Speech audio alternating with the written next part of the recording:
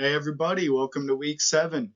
This week we're covering civil rights and civil liberties. It's going to be a decently long lecture, but it's not as long as the last, so we got a little bit of a break.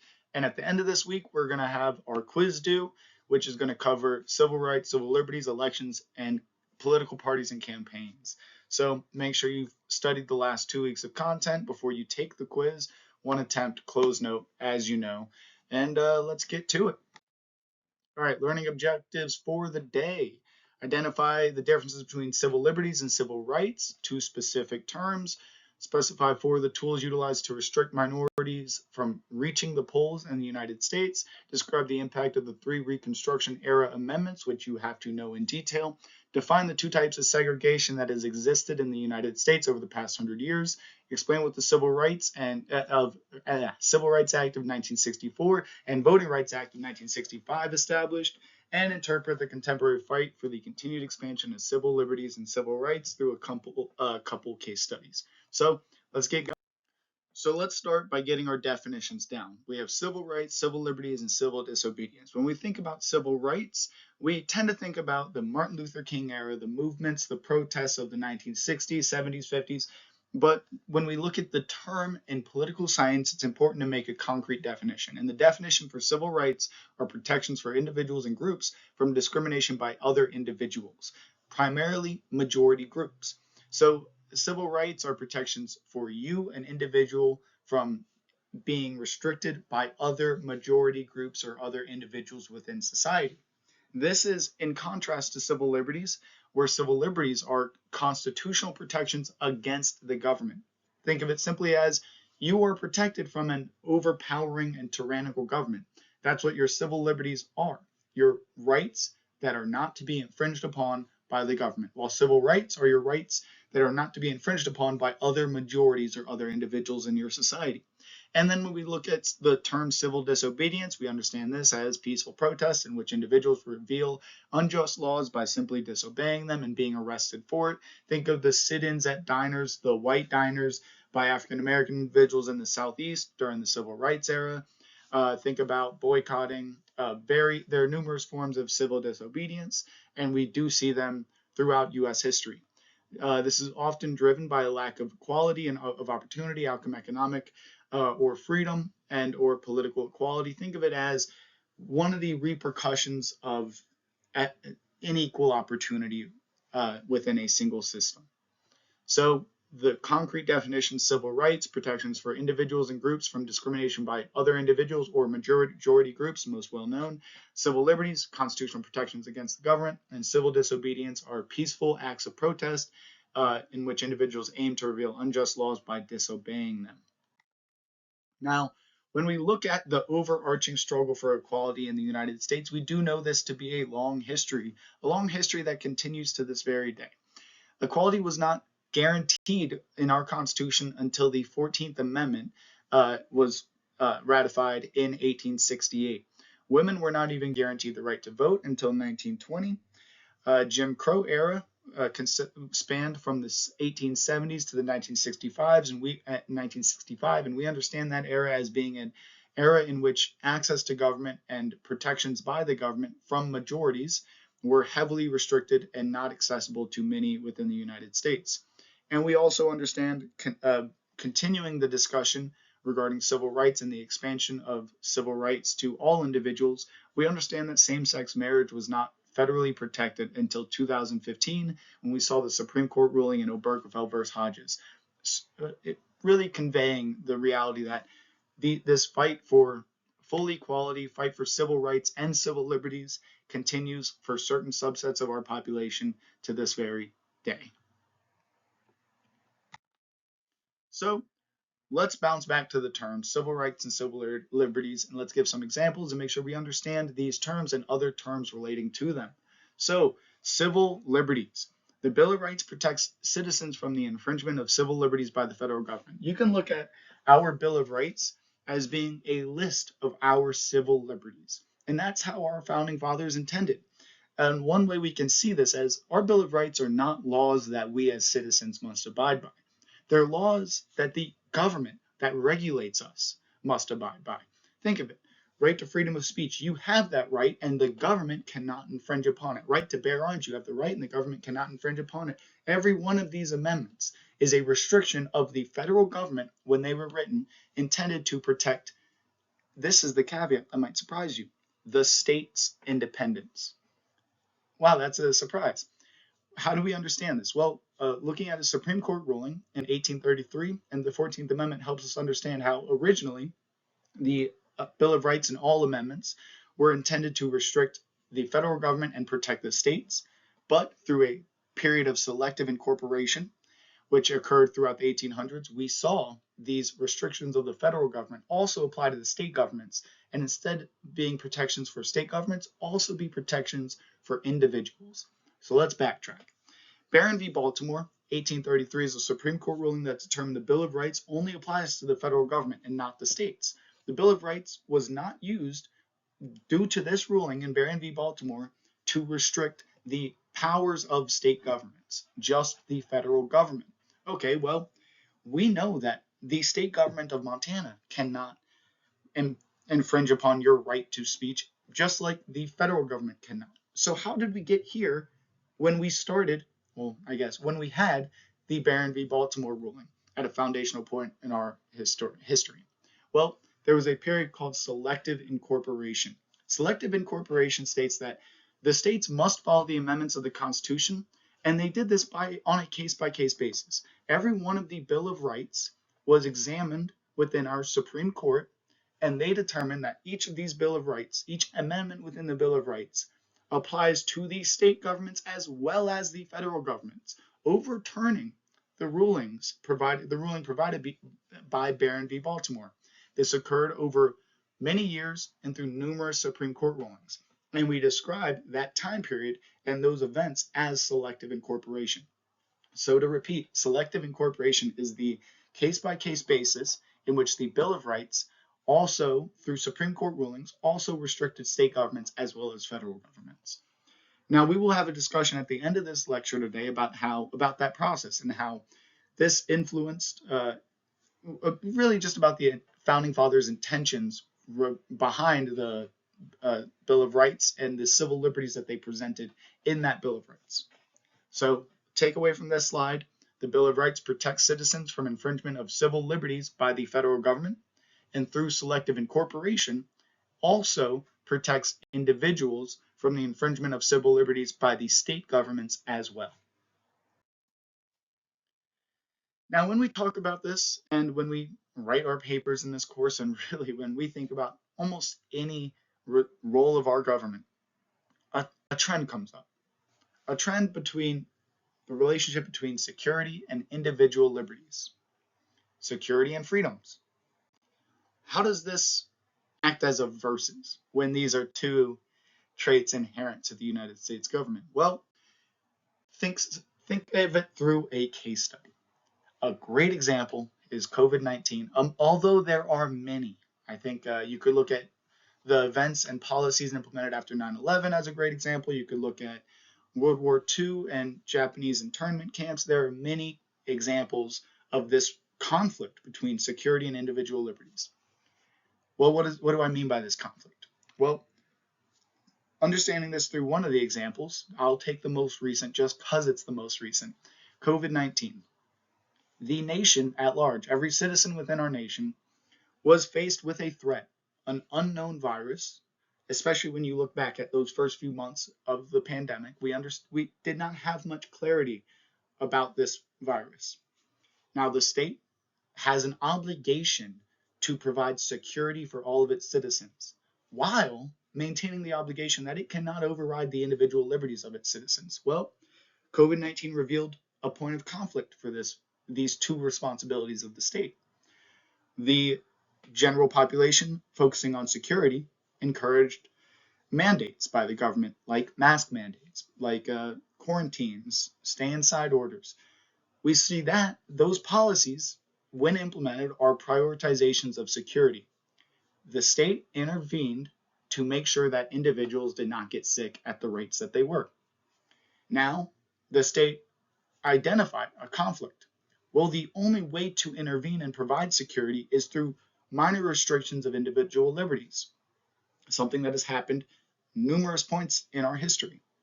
The restrictions of individual liberties in the example of COVID-19 would be having to quarantine, wear a mask, when in public, aligning with certain behaviors. Think of during 9/11, the individual liberties infringed upon were our uh, our our privacy when using cell phones, and we understand that through the Patriot Act and things that occurred afterwards. Uh, World War II, Japanese internment camps portray the individual liberties of Japanese Americans that were restricted upon during that time period. So we see there is a conflict that is ongoing and will be omnipresent throughout our lifetimes between security and individual liberties. One you might be able to identify as you write about whatever topic you're writing about in your term paper. And I bring this up to emphasize that this conflict will always persist, but it is not a problematic conflict, but a rational conflict that every state throughout existence had to acknowledge at some point. And when we talk about the conflict between security and liberty, where do we find the equilibrium? Where is the perfect ground between providing security while restricting individual liberties at a minimum? Just a way to think about government and the reactions that the government has at various points in US history. These are some questions you could ask yourself to challenge your understanding of history through examining various points through this lens of this conflict between security and individual liberties. I will not go on any more depth, but I think that was a beneficial brief conversation to have with you. So we talked about civil disobedience a few slides back. Well, without social movements, we would not have access to peaceful civil disobedience. Well, when we talk about social movements, I wanted to include this slide because, well, for one, in the fight for civil rights and civil liberties, we would not have access to these protections, these individual liberties, if it were not for the actions of various social movements of the past in US history. And this is why when you study political science and get a bachelor's degree in it, you're likely to have the opportunity or obligation to take a class that covers social movements in the US. I took some of the primary takeaways from the course when I took it on social movements in the US and provided them in one slide. There's a lot more to this study. It takes examining various case studies throughout US history and other nations past to understand the commonalities that occur in majority of social movements, but some key terms that you should be able to understand when you continue on studying government in your life or just engaging with government. So social movements in the US. We think of our United States system, our pluralist system of governance, as a participatory democracy. We have access to direct democracy through ballot referendums, at times, frequent referendums, and mass votes on specific government actions. We have mass votes for representatives. We are not as much of a participatory democracy as some may desire, and as some systems have been in the past. Think of the great Roman republics are the best examples of high levels of participatory democracy, but we do have it to a degree in the United States. We have had access to voting on significant and impactful policy initiatives. In recent years, you've seen them on your recent ballot regarding electoral systems and women's reproductive rights, two examples recently. But when we get this opportunity, we see that when we look at participatory democracy, we see that we have limited access to direct impact. And the other ways we can hold our government accountable and act in a way that gets our interests appealed to by our representatives is through protest and social movements. So we see there is a obligation for us to pay attention to our ballot referendums in a participatory democracy, but when it is also a representative democracy, the best way to participate is by holding representatives accountable. So we see social movements are often a tool and opportunity to hold elected representatives accountable when we do not have access to ballot initiatives or referendums on specific policies. We also have to understand a common term utilized when we talk about social movements in the United States. That is the free rider problem. I heard about this a lot about 10 years ago, but it's faded out in recent years as a talking point. But we do have to understand what the free rider problem is, because you will likely hear it in your future. Free rider problem is when those who benefit from resources, public goods, in the common pool resources do not pay for them or underpay for them. Think of this as you are, I think the best example is you are an individual who was previously restricted from being able to vote because of, say, your age. You were an 18-year-old in the 60s who wanted to vote badly, but you weren't able to because the voting age was 21. Well, you didn't protest. You didn't join a social movement. You didn't advocate for the interests of 18, 19, and 20-year-olds to be able to vote. But we had a social movement in the US. We had policy initiatives that were implemented. We had an amendment that resulted in 18-year-olds being able to vote. If you were one of the 18-year-olds that did not protest and act or advocate for your desire, but you were later granted the ability to vote, you do align with the definition of the free rider. Now, it is important to understand that there is no degree where you can abolish the free rider problem, although it can be problematic at certain rates. And it is important to ask yourself, are we at a rational level of the free rider problem persisting, or is this more extensive than it has been in the past? So understanding the definition of the free rider problem is important when studying and examining social movements in the US. Also, the term framing. Remember framing as mobilizing some feelings, suppressing others, placing a story or polling question in a specific context to mobilize preconceived conceptions of society. So framing in the study of social movements is a form of emotional work, according to many political scientists. And it is important to understand the role that framing plays when you examine social movements at large. So, to what extent should the government protect free speech? Because as many of you may believe, and as I have identified, a subset of our population does feel a sentiment about social movements as possibly an excessive and maybe even at times a violent use of free speech. I do not align with either side of that position or framing. I simply acknowledge that that is a sentiment that exists in the United States. So I ask, to what extent should the government protect free speech? And I use a couple case studies in a couple Supreme Court rulings in our past to help identify this, and some policy initiatives. So let's rewind a bit and look at Schneck versus US, in which the conclusion was speech can be restricted if it poses a clear and present danger.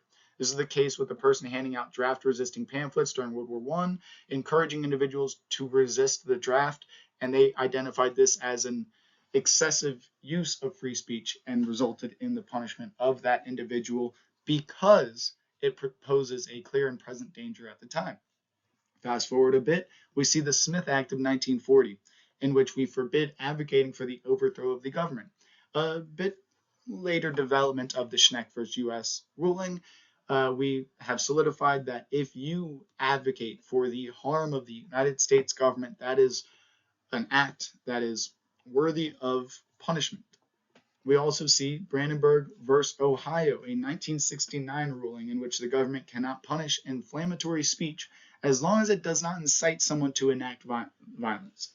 Because, well, after the Smith Act of 1940, technically any advocation for you could frame an advocation for accountability of the government, maybe when an individual is using a bit harsh language, as a call for overthrow of the government. But there is no direct advocation.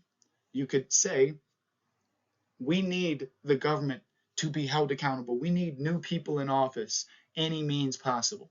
Well, according to the Smith Act of 1940, that is illegal. But later developments in Brandenburg versus Ohio revealed that as long as you didn't call out one specific individual to overthrow the government, you were acting lawfully.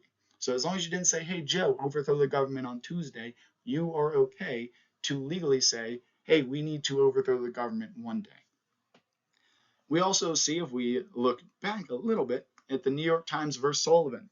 This is where we see the contemporary results of restricted free speech, because there is emphasized power when writing and expressing yourself through publications. And we see in this ruling, they claimed that comments about public figures are only libelous if the person writing or publishing knew what they said was false and they published it with malicious intent. Under those specific circumstances, an individual can be held accountable for words that they have published. When we look at this, we understand that libel is written defamation harming one's character, slander, spoken defamation harming one's character.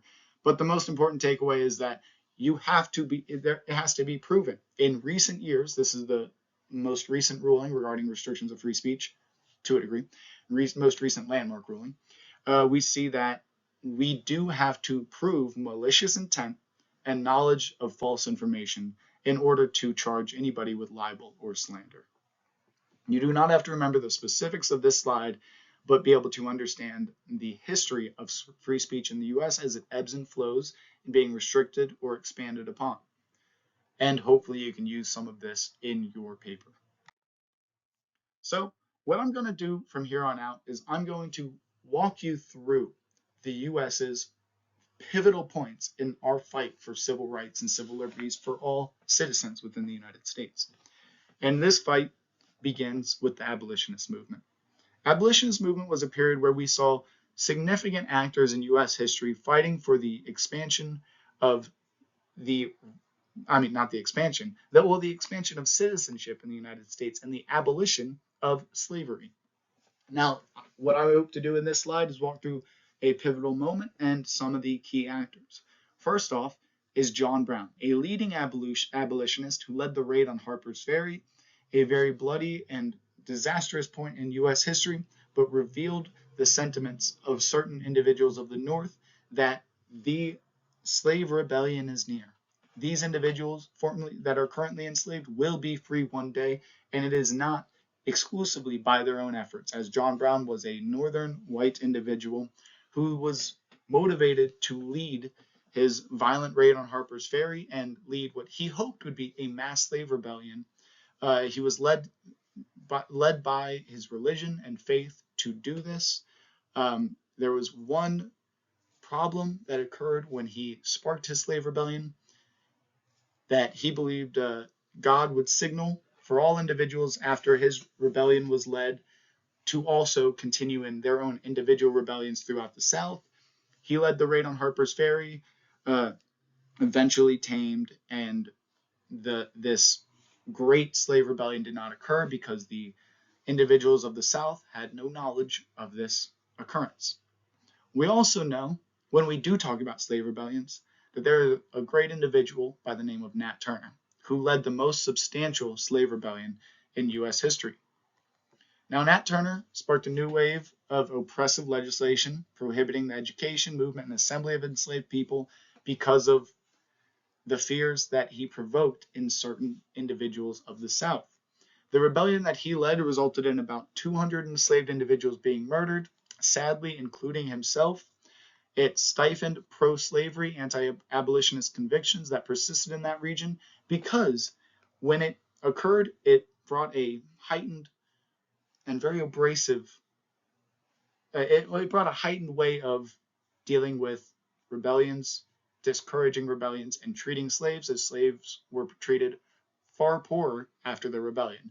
But this treatment was put on a spotlight very quickly and revealed the atrocious behaviors of slavers of the South to others within the South. We also see an individual by the name of Frederick Douglass, an individual we all know to be a great writer, a great spokesperson, a great speaker of the time. And there was a point in our history in which he gave a speech in front of the White House on the 4th of July and revealed to many that were ignorant of this sentiment the experiences of the African Americans of the South. In this speech, he says, "What to the slave is the 4th of July? This 4th of July is yours, not mine. You may rejoice, but I must mourn. Because what has the country done for him and his family at that point?" Sojourner Truth helped address the intersectionality between the women's rights and racial equality. She helped reveal that these were not two separate movements. Women were fighting for their suffrage, fighting for their right to vote, not to obtain it until 1920. African Americans fighting for the same thing, not to obtain it until the 1960s. In a pivotal moment in U.S. history, there was a march for women's rights. At the Ohio Women's Rights Convention, and I believe 1850s, and Sojourner Truth was asked to not participate. And the women in this movement stated that she would push the women's suffrage movement back by tying it to a fight for minorities as well, racial minorities. But Sojourner Truth stood confidently, demanded that she participate in this march, famously stating, quote, "Aren't I a woman?" End quote. She marched alongside those individuals and revealed the reality that both fights were to succeed eventually. And the abolitionist movement, 1863, New York City, brought a very detrimental time, as we saw the 1863 New York City draft riots and massacre. This was mass violence led by a white mob against a black community in New York City. Largest mass insurrection in U.S. history outside of the Civil War. Between 120 and 400 lives were lost, and there was 1 week of constant violence in the streets of New York. This is representative of something that had occurred multiple times in this era of U.S. history. There were massacres, there were fights, there were riots, there was blood spent in the aim of gaining the right to vote. Not even the right to vote at the time, apologies. The right to be viewed as equal citizens. Now, after the abolitionist movement succeeded, we had the Civil War kind of culminating, representing the peak of this conflict. Well, at the end of the Civil War, the Union Army had won out, and we see a transition into the next era, known as the Reconstruction era. The goals of the Reconstruction era were pretty simple. Reunify the South, rebuild the South without punishing it directly, and address the status of those newly freed persons in America. There is a period in which there was pushback of these two goals, in which you see the black codes. Think of this simply as the Jim Crow era, but on steroids. Black codes are legislation passed in the southern states to restrict the rights of previously enslaved individuals.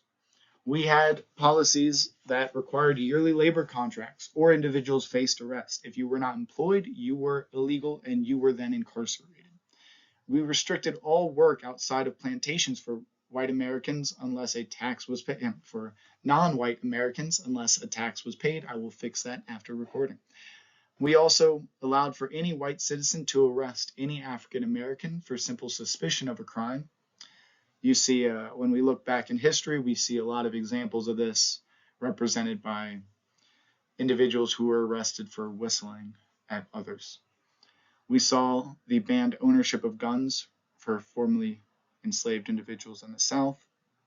And we saw a system of sharecropping build up within southern plantations, which landowners allowed a tenant to use the land in return for a share of the crop produced, but oftentimes you saw this pay pennies on the dollar. We also see a point in our history, a point in the Reconstruction era that is often forgotten in U.S. history. But we talked about the impeachment process. We remember that two-step process. And we want to go back and revisit one of the examples of an impeachment. Because we impeached Andrew Johnson for his role in preventing Reconstruction era legislation and also a bit of a misconduct in office. It was not black or white, one issue or the other. There was a bit of conflict that had built up at the time, and it was his preventing of Reconstruction era legislation that was the what's the saying? It was the final straw. There's the saying. So we see that Andrew Johnson, of course, did win acquittal in the Senate, so he was not removed from office, but he was impeached.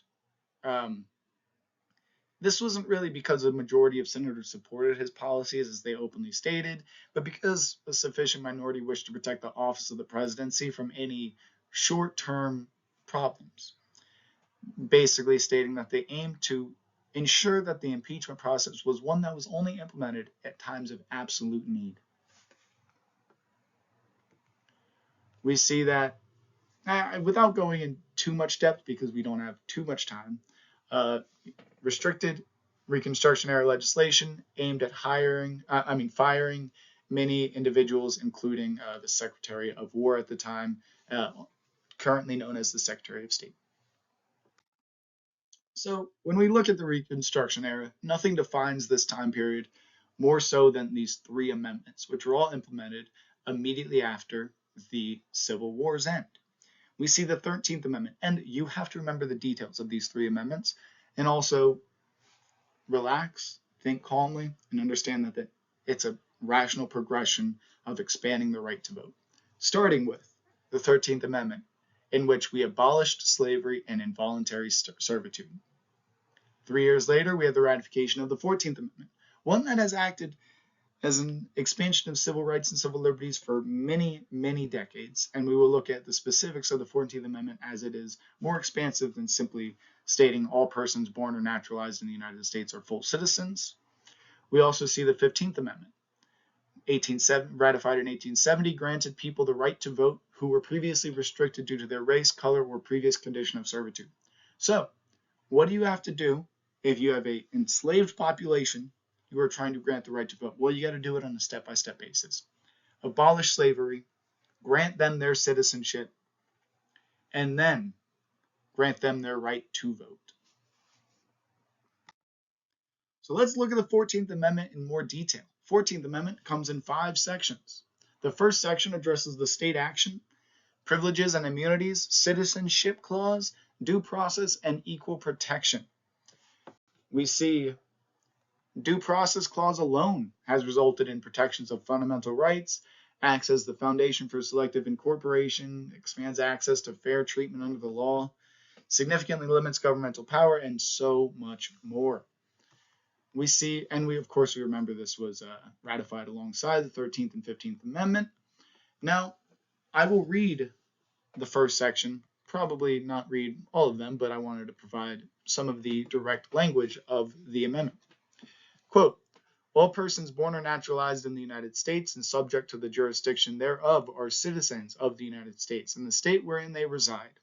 No state shall make or enforce any law which shall abridge the privileges or immunities of citizens of the United States, nor shall any state deprive any person of life, liberty, or property without due process of law, nor deny to any person within its jurisdiction the equal protection of the laws. There we see due process, we see citizenship, privileges and immunities, and the role of the state all addressed. Section 2, a bit more tedious, addresses the apportionment of representatives to Congress. Section 3 forbids anyone who participates in insurrection or rebellion against the United States from holding federal office in the future. This was primarily implemented to restrict those who led the Civil War in the South, that led the Confederacy, to not be able to run for office in the newly established United States, newly protected United States. We have not seen this relied upon too heavily in recent years, although we have in the last few years heard about this in some court procedures. Section 4 addresses federal debt and repudiates debts accrued by the Confederacy. Again, what were one of the goals? We had to make sure we did not have the secession of any more states. We had to reunify the entire United States.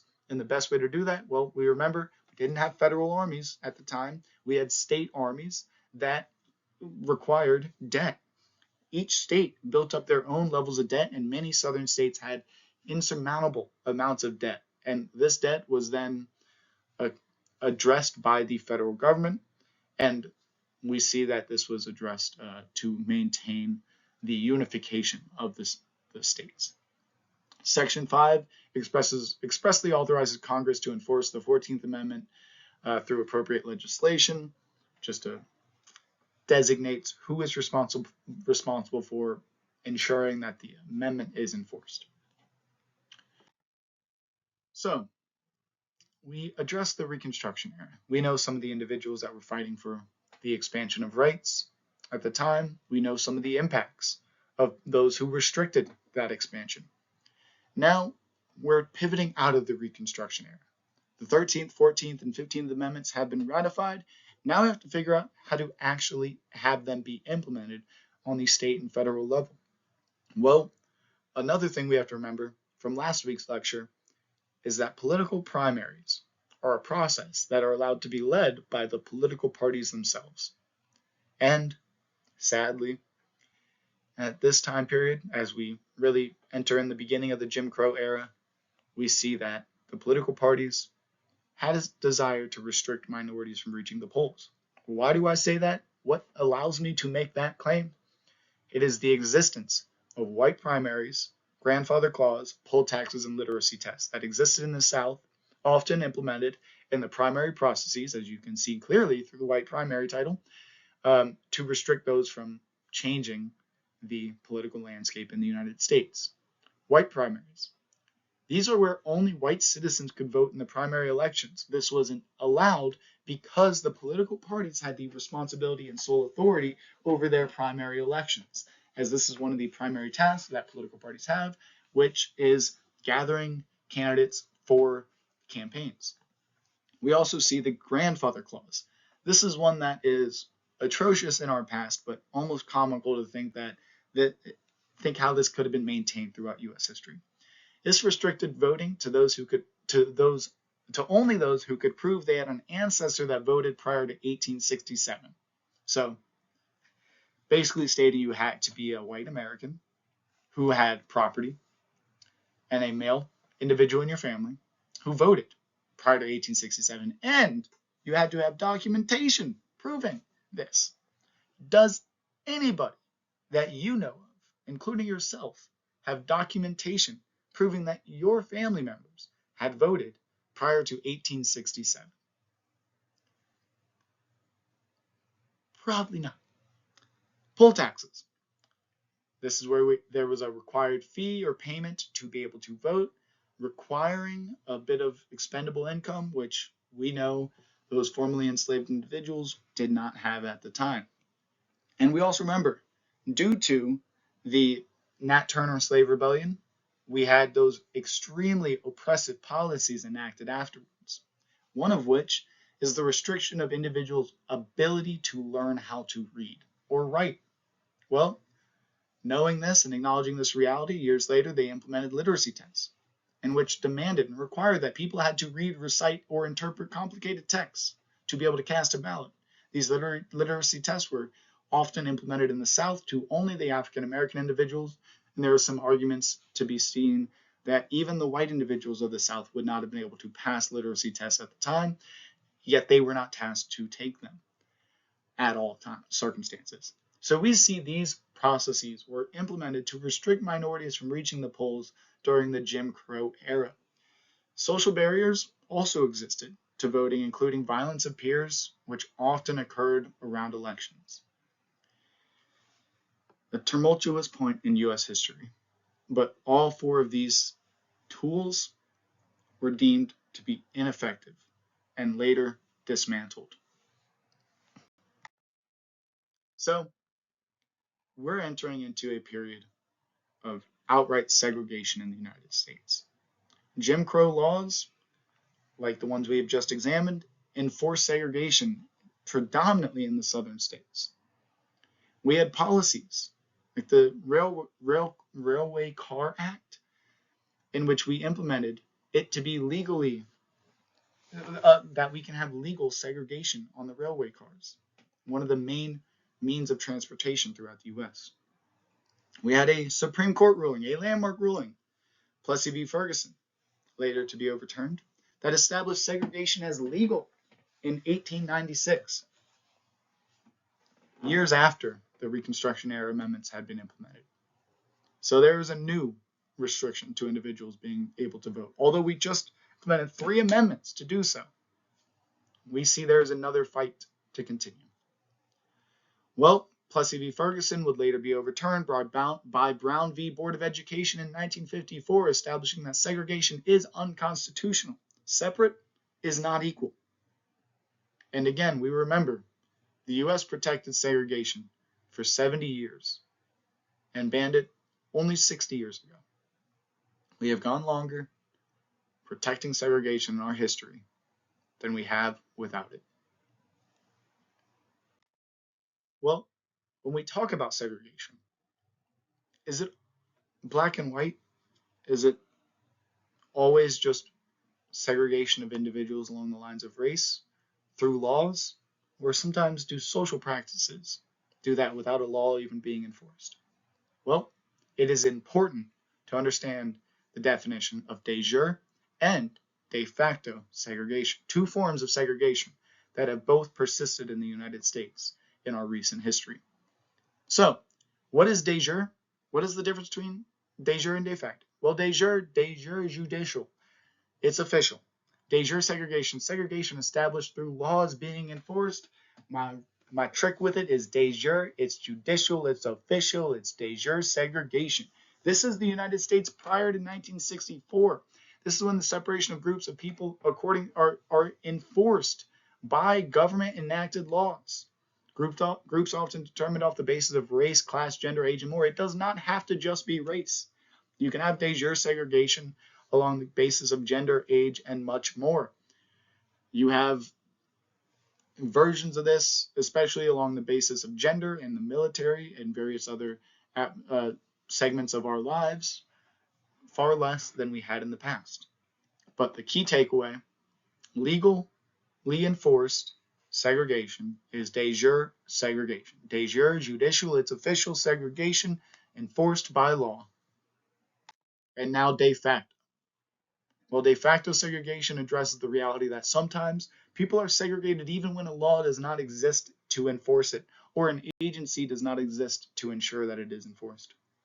This is segregation as a result of social practices. It's not enforced.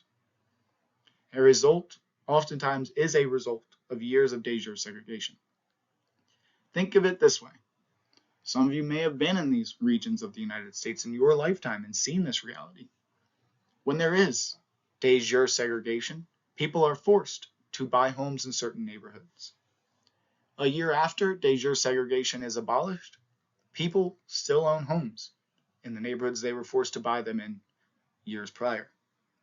And the barriers that exist socially to desegregate those neighborhoods takes a lot of efforts, takes a lot of time, takes the breaking down of social barriers as well. Oftentimes you've probably seen this in some form of media, the African-American couple trying to buy a home in the 1960s and getting some BS reason for why they can't move into this neighborhood. I've seen it in a million movies portraying the time period, portraying the struggles that those individuals went through. They were trying to buy a home when the law said they could. The government said they had all the right to. But the social tendencies of the individuals within that neighborhood restricted it for many decades. In some regions of the United States, we still see the dismantling of de facto segregation. So the Civil Rights Act of 1964, now we're getting into the point where we're looking at the policies and legislation that dismantled these unfair practices and provided for individuals their true civil rights and civil liberties. So let's look at the Civil Rights Act of 1964. We see that although African Americans were granted the right to vote in 1868, only 29% of the population was registered to vote in the southern states as a result of Jim Crow laws. So this legislation was aimed at expanding that percentage of, sadly, just 29%. So we see this legislation, quote, ban discrimination on the basis of race, gender, color, religion, or national origins, end quote. We see, finally, for the first time, race and gender. Thank you, Sojourner Truth. These movements have finally aligned in the year 1964. We see discrimination is banned at the polls, public accommodations like hotels, restaurants, and schools. And this enabled primarily the best way to maintain that this desegregation will occur is by enabling the federal government to sue to desegregate schools, enabling and mobilizing our judicial system to implement these protections for these individuals. We also see this establish the right to equality of opportunity in the workplace, a big section, a big thing that would take we take for granted in recent years.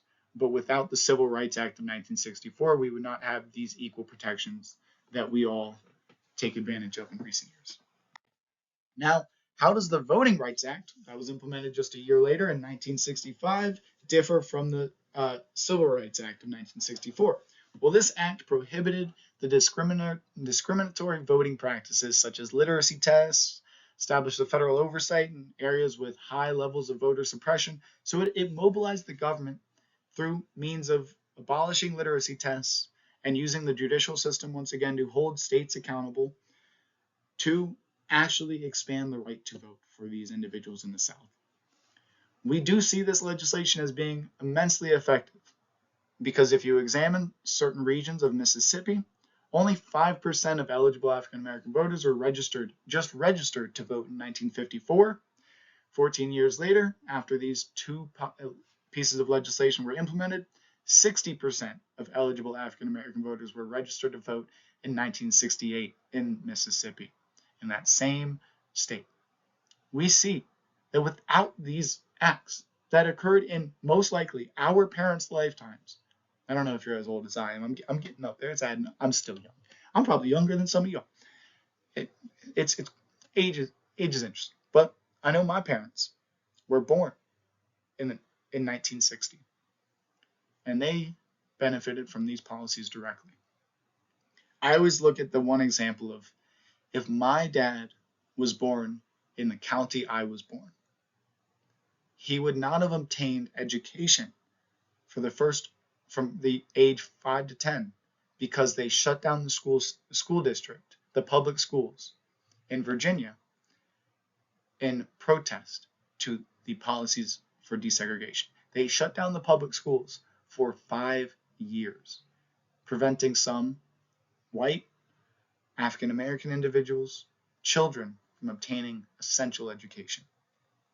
And those children are the age of our parents now. My dad could have gone without learning how to read and write until he was 10 years old, unless it was done within his own home, because of the response to the Voting Rights Act of 1965. Now, civil rights discussion does not simply end at the Voting Rights Act of 1965. We see that this is a fight that has continued on until recent years, surfacing in many different ways. There are many that identify the trajectory from enslavement in the South to mass incarceration in a certain period in U.S. history.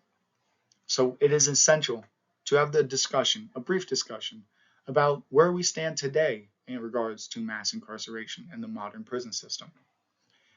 The United States, for all nations for which data is available, in 2019 had the most citizens incarcerated. That is 2.1 million individuals in the year of 2019. The US has 5% of the total global population, but 25% of the world's prison population. The prison and jail population did peak in the United States in the year 2008, so we do see that this is, if viewed as a problem, is being alleviated since for the last roughly 20 years. It has been steadily declining ever since. But we did peak at 2.3 million. And in 2019, we did drop that about 200,000. Now, it is worth stating, we're not the only nation that incarcerates mass subsets of their population, whereas policies that enable this action. We look at the US when we examine it per capita. we do see that the U.S. is only sixth at 531 out of every 100,000 individuals that are incarcerated at some point in their lifetime. El Salvador is the leading nation with the highest rates of incarceration globally at 1,086 individuals out of every 100,000. And I also do want to emphasize that these metrics are nations in which data is available. You do not see perfect incarceration data points for all nations globally, and especially when you look at the out of every 100,000, you may see these rankings differ if we had all data possible. But we do understand that the U.S. is a leading nation globally when it comes to the amount of its own citizens that are incarcerated at some point in their lives.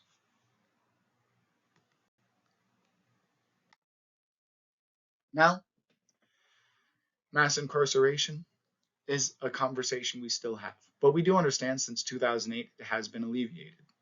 And something that occurred a few years after that, we see the culmination of generations of advocacy by individuals that culminated in the 2015 ruling in Obergefell versus Hodges. We remember this ruling. It was about the individual whose husband had passed away. They were married in a state in which they did not live because the state in which they lived, gay marriage was not allowed. So on the death certificate, it was announced that the individual who had passed away was single and not married. Well, his widower, decided that this is not okay. He must fight for his late husband's right to be officially recognized as married when he had passed away. This landmark ruling provided that the fundamental right to marriage is guaranteed to all couples in the United States, and we would not have this ruling if it weren't for the Reconstruction era amendments, as it relied on the Due Process Clause and the Equal Protection Clause of the 14th Amendment. And we do see that this was not an overwhelming decision. Remember, our Supreme Court has 9 justices on it. 5 of those justices passed this landmark ruling, while 4 dissented, revealing that this fight was ongoing even at the table of the Supreme Court as they heard the arguments for and against the fundamental right to marriage of same-sex couples.